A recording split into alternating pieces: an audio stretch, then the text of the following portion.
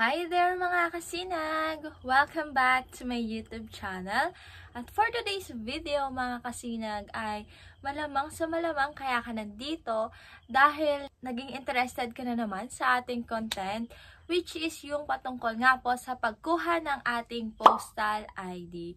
So without anything else, without further ado mga kasinag, mag-start tayo after ng intro.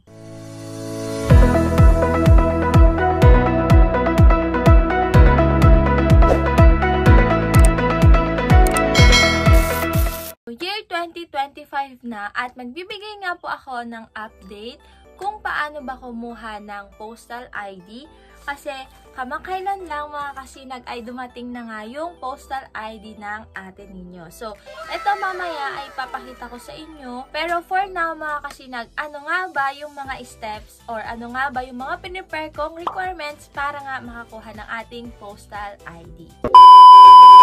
Unang sinabi sa akin ay kailangan ko daw mag-prepare ng proof of identity ko, which is isang valid ID.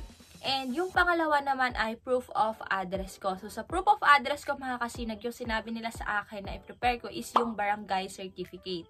So yun lang, dalawang yun. And then nagpunta na ako doon. Pagdating ko doon, pinakita ko yung requirements ko and then pina-fill up po nila ako ng isang form. Kapag okay na-check na nila yung mga requirements mo and na-check na nila yung form kung tama ba yung mga nilagay mo at nakuha na nila yung mga kailangan nila, pinapasok nila ako doon sa isang room kung saan pipicturean ako and kukunin yung biometrics ko. So December 4 ako nagpagawa ng ID ko. Yun yung araw ko saan nag-prepare nga ako ng mga requirements ko and then nagpunta ako sa post office mga kasinag and then tinanong ko kung gaano katagal bago ko makuha yung ID ko. So sabi nila sa 10 to 15 days daw. And tinanong ko rin kung i-deliver ba. So sabi nila sa akin pipick upin ko daw doon. So after 2 weeks nga mga kasinag, nagtanong ako sa kanila kung meron na yung ID ko and sadly, 'di ba, napakatagal talaga. Sabi nila ganyan, wala pa daw yung ID ko.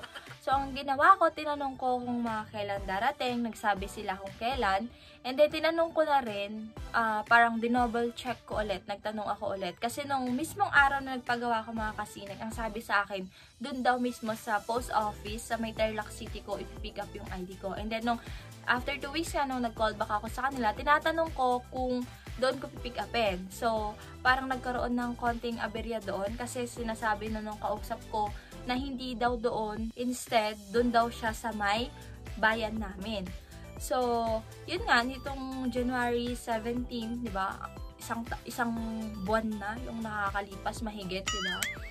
Pumunta ako dun sa post office sa bayan namin. Pero sadly, hindi ko pa nun nakuha kasi wala siya. So, may nakalagay dun na parang lumabas siya para mag-deliver ng mga ibang i-deliver niya, like yung mga letters siguro, mga ganyan.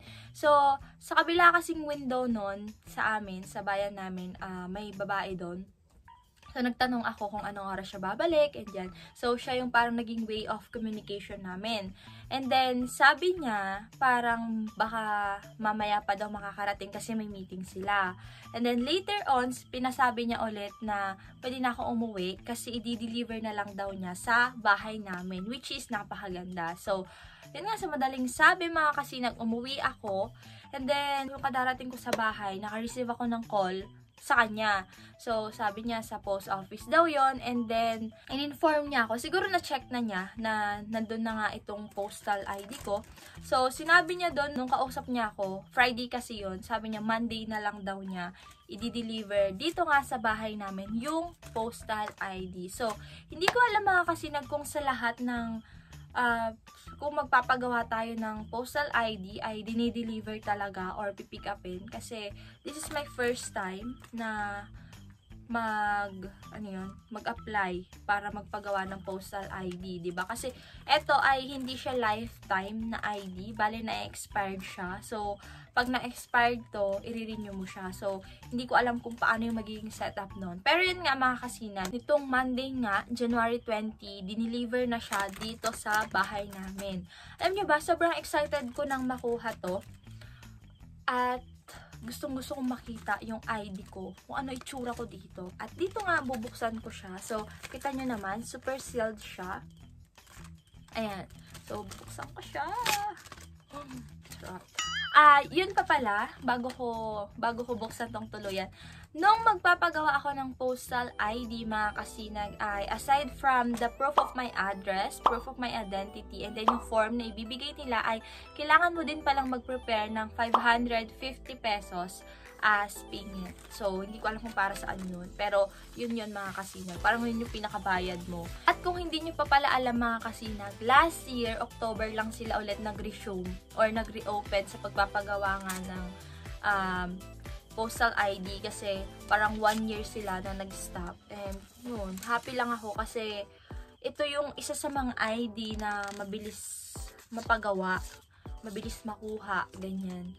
So, nag-reopen na sila sa mga wala pang ID dyan, mga kasinag. Kung may 550 pesos kayo, may proof of address kayo, at may proof of identity naman kayo, at naghahanap kayo ng iba pang valid ID, this video is your sign para nga kumuha na.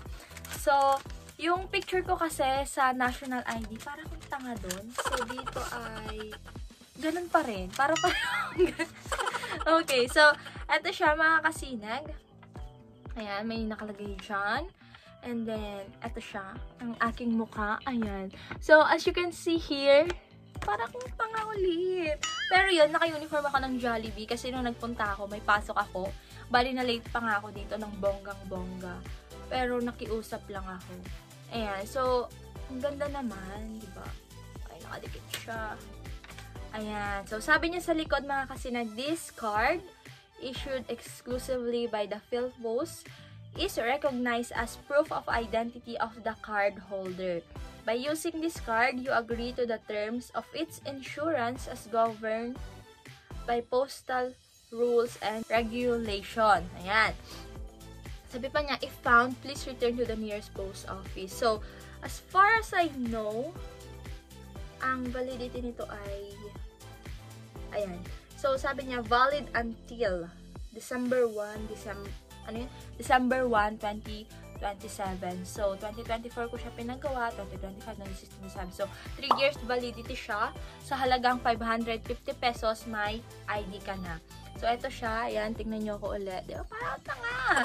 Pero yun nga, mga kasinag, ang mahalaga ay may additional ID na tayo. This is your sign para kumuha na ng postal ID ninyo. So, ayan, may pag-greetings pa siya dito. So, ayan, yun lang naman, mga kasinag. So, hanggang dyan na lang, mga kasinag. Kung nakaabot ka man sa minute ng video na to, I thank you so much. Again, this video ay mabilis lang. Basta tungkol lang naman to sa postal ID ko. So, ayun nga, mga kasinag. Salamat kung hanggang ngayon ay nandyan ka pa rin. At again, I am your Ate Arin, mga kasinag.